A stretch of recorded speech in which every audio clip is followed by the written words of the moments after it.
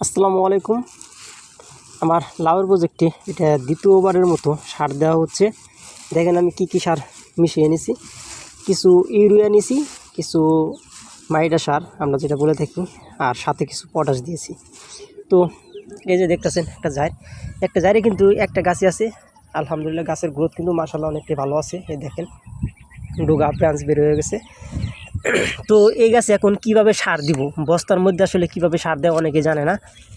তো তাদের জন্য ভিডিওটা করা।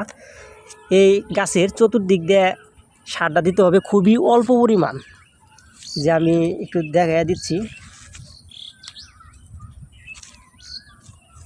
এই দেখেন খুবই কিন্তু অল্প পরিমাণ সারটা দিয়েছি।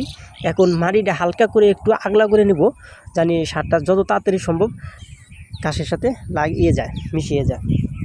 তো মাটির সাথে যত তাড়াতাড়ি সম্ভব মিশিয়ে যাবে ততই গাছ ভালো হবে, গাছে সারটা খাদ্যটা পাবে।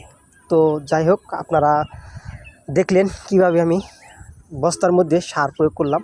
ধন্যবাদ সবাইকে। আসসালামু আলাইকুম।